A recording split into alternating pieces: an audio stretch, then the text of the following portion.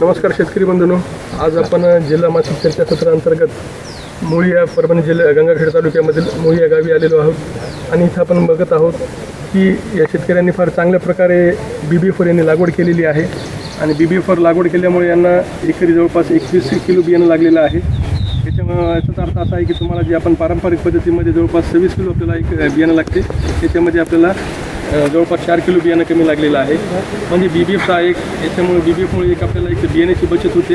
दुसरं आहे की BBFमुळे आपल्याला हे मदत हे आहे अंतर जे आहे याच्यामध्ये आपल्याला आता दुष्काळीच्या याच्यामध्ये पावसाच्या खंडाच्या कालावधीमध्ये आपल्याला याच्यामध्ये स्प्रिंकलर ठेवता येतात। ज्यांच्याकडे उपलब्ध आहे ते स्प्रिंकलरच्या माध्यमातून पाणी देता येते किंवा ज्यांच्याकडे समजा स्प्रिंकलर नसेल तर त्याच्यामध्ये आपण दांडाने पाणीसुद्धा देऊ शकतो याच्यामध्ये आपण। आणि याच्यामध्ये दुसरी महत्त्वाची गोष्ट आहे की याच्या हवा खेळती राहते। परत आपल्याला काही तणनाशक वगैरे मारायचं असेल तर ते तणनाशकसुद्धा आपण याच्यामध्ये मारू शकतो।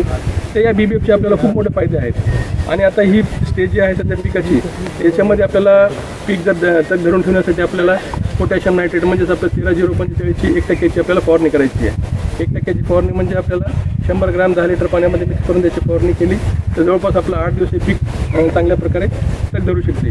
परत यांनी शेतकऱ्यांनी बंधूंनी चांगली काम केलेलं आहे। इथं पिवळे चिकट सापळे लावलेले आहेत, आपले निळे चिकट सापळे लावलेले आहेत। याच्यामुळे जे रस शोषण करणारे किडे आहेत विशेषतः आपले जे आता सध्या बऱ्याच ठिकाणी आपण पाहत आहोत की पिवळ्या मोझॅकचा त्याच्यामध्ये प्रादुर्भाव होत आहे। तर याच्यापासून आपल्याला एक चांगलं एक प्रिव्हेंटिव्ह मेजर आहे की जेणेकरून आपल्याला सगळ्या ह्या पिवळे चिकट सापळे असतील याला पांढरे मासे त्याला अट्रॅक्ट होतात आणि चिटकून जातात आणि पुढचं त्यांचं प्रजनन कमी होते।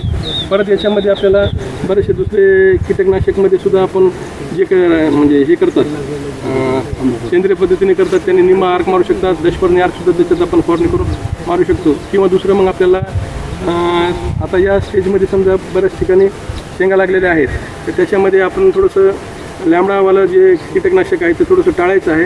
तर त्याच्यामध्ये आपल्याला एक अर्जिल नावाचं एक आहे एक आपलं कीटकनाशक आहे तर त्याचे आपण 100 ग्रॅम 10 लिटर पाण्यामध्ये मिक्स करून त्याची फवारणी करू शकतो।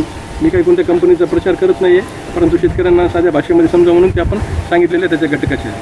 किंवा याच्यानंतर समजा शेवटच्या स्टेजमध्ये जेव्हा चांगल्या शेंगा धरलेल्या असतात त्यावेळेस परत आणखीन आपल्याला एक आपलं याचे जे असेल 05234 जी आहे त्याची एक आपण फवारणी केली तर निश्चितच आपले हे जे शेंगा आहेत ते चांगल्या पोचतात आणि आपल्या उत्पादनामध्ये 10 ते 15% निश्चितच वाढ होते। आणि आणखीन एखादं जर पुढं आपल्याला वाटलं की त्याच्यामध्ये पांढरी माशी आहे आणि एखादा अळीचा प्रादुर्भाव दिसला त्याच्या ठिकाणी आपल्याला बीटासायक्लोप्रिड प्लस इमिडाक्लोप्रिड म्हणजेच आपल्याला एक सोलोमन नावाचं जे औषध आहे त्याचं 140 ml प्रति एकर याप्रमाणे आपण फवारणी केलं तर निश्चितच आपण आपलं चांगलं पीक सोयाबीन पिकू शकतो। धन्यवाद।